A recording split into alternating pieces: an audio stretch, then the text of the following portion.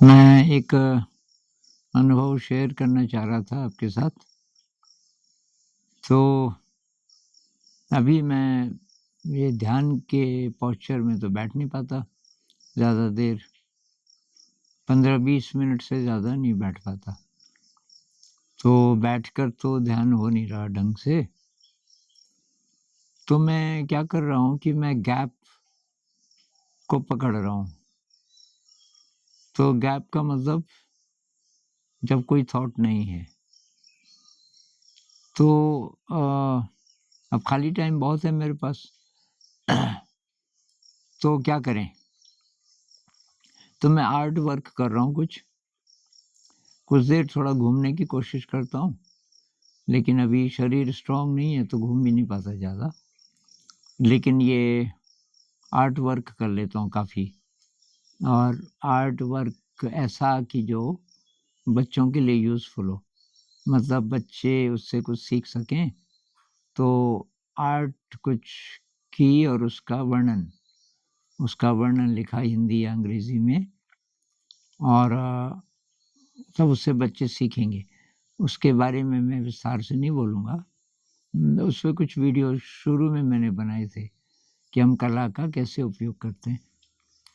तो उसमें ये है कि आप कोई चित्र बना रहे हैं, मान लीजिए कोई फूल बना रहे हैं। अब आपने एक फूल बना दिया, अब अगला फूल बनाने वाले हो और आपको याद आ गई, तो उस समय कोई विचार नहीं होगा। कोई विचार आने वाला होगा तो वो गायब हो जाएगा। तो उसको मैं थोड़ा प्रोलॉन्ग करता हूँ, यानी कि तुरंत अगला फूल बनाने से पहले थोड़ा-सा रुक जाता हूँ, थोड़ा स्लो कर देता हूँ उसको 2-4 सेकंड, उस बीच गैप रहता है। तो जब तक आपको याद रह जाता है, या जितनी बार याद रह जाता है, उतनी बार वो गैप्स बन जाते हैं। और वही मेरा तरीका है आजकल मेडिटेशन का। थोड़ा बहुत चलते हुए भी, बहुत स्लो वॉक, और फ़ास्ट अभी मैं चल भी नहीं पा रहा, पर स्लो वॉक, और बीच में जैसे ही याद आया है वैसे ही गैप्स को भी देखना शुरू कर दो। और एक और एक्सरसाइज़, योग निद्रा, क्योंकि बैठ के तो नहीं कर पा रहा पर लेट के तो कर सकता हूँ। तो लेट गए, और उसके बाद सारे शरीर को महसूस करो, शरीर के अलग-अलग अंगों को महसूस करो। तो ये दूसरी एक्सरसाइज़ है जो मैं कुछ-कुछ देर के लिए ये करता हूँ। ये मैं इसलिए शेयर कर रहा हूँ कि मेरी जैसी हालत अगर किसी और की भी होगी, कि बैठ नहीं पा रहा है किसी भी कारण से, तो ज़रूरी नहीं कि बैठकर ही ध्यान होता है, उसके और भी तरीके हैं। तो ये जो गैप को देखने वाला है, ये काफ़ी डीप है। अब इसके साथ बॉडी अवेयरनेस को शामिल करना होगा आपको। तो मेरा बॉडी अवेयरनेस का अभ्यास तो पहले का है बहुत ज़्यादा, कई साल तक मैंने यही किया, तो वो तो आसानी से हो जाता है, और बहुत बार अपने आप ही रहता है, मतलब मुझे करना भी नहीं पड़ता।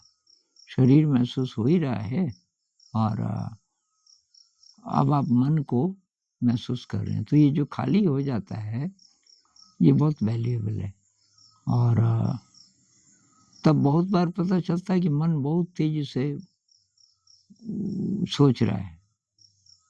जैसे ही अचानक आप अवेयर होते हो, तो थोड़ा-सा उसकी गति सोचने की कम हो जाती है, और ज़्यादा अवेयरनेस बढ़ती है, तो ये गैप्स दिखने लग जाते हैं। तो ये है तो बहुत सिंपल, लेकिन बहुत मुश्किल भी है, क्योंकि आसानी से विचार रुकते नहीं हैं, थोड़ा-सा अभ्यास करना पड़ेगा। और इसके लिए ये जो कहते हैं ना कि अ, पीछे के बारे में, आगे के बारे में, ये जो सोच-विचार चलता है, तो इस पे प्रश्न चिन्ह लगाना चाहिए कि भई क्यों? पीछे जो हुआ, कई कमेंट्स आए कि पिछले 1 साल में बहुत लोगों ने ऐसे कमेंट्स भेजे कि रिग्रेट होता है, पीछे कुछ हुआ, गड़बड़ हो गया, गलती हो गई, शील का पालन नहीं कर पाए, कुछ करना चाहिए था नहीं कर पाए, अच्छा काम जबकि कर सकते थे इत्यादि। और अब रिग्रेट होता है कि मैंने ऐसा क्यों किया, मैंने ऐसा क्यों नहीं किया होगा।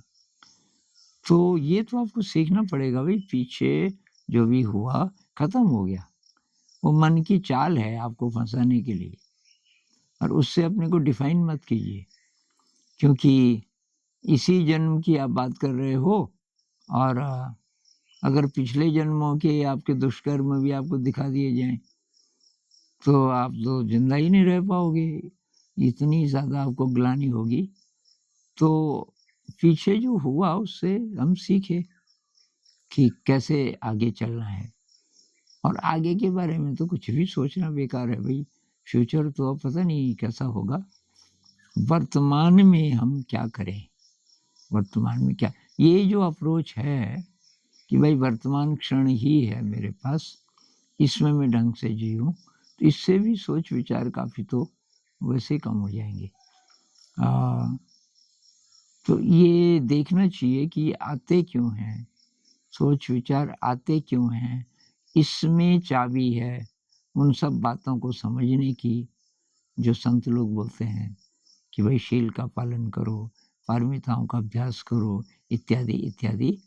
और क्लीन स्लेट रखो, मतलब पीछे जो हुआ फिनिश्ड। जो पीछे जो हुआ उसको आप बार-बार लिख रहे हो। ये अपने मानस के पटल पे हम बार-बार उसको रिपीट करते रहते हैं, पीछे जो हुआ। और उसके कारण ओवर क्राउडेड है, वहाँ जगह ही नहीं है, बहुत विचार। अगर हम ना लिखना शुरू करें, मतलब पीछे की बातों को याद ही ना करें, कि ऐसी आप प्रैक्टिस कर सकते हो, और आगे के बारे में भी ना सोचें। अब बहुत लोग क्या करते हैं, पीछे की अच्छी मेमोरीज़ और एल्बम रखते हैं, क्या करते हैं, लोगों को दिखाते रहते हैं, देख मैं ऐसा था, ऐसा था, ऐसा था। भाई मेरी अप्रोच से मैं कोई फ़ोटो नहीं रखता, पीछे जो हुआ फिनिश्ड। ये याद ही नहीं रहता जब तक बात नहीं चलती कि पीछे मैंने ये किया, मैं वहाँ था, ये था, वो था, फिनिश्ड। पीछे जो हुआ उसको रिपीट नहीं करना। और आगे का तो मैं सोचता ही नहीं बिल्कुल भी। आगे का क्या, अब इमीडिएटली कुछ होने वाला है, उसकी प्लानिंग तो कर लो।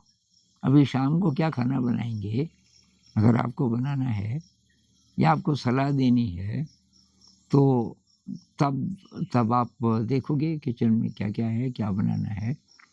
तो फालतू का सोच नहीं है ना, वो तो सचमुच आप जो करने वाले हो। तो ये करने से विचार वैसे भी कम हो जाएँगे, और अब आप गैप्स को देख सकते हो। तो ये आप भी ट्राई कीजिए। इस पे अगर और प्रश्न होंगे तो और बात भी करेंगे। तब तक के लिए नमस्कार।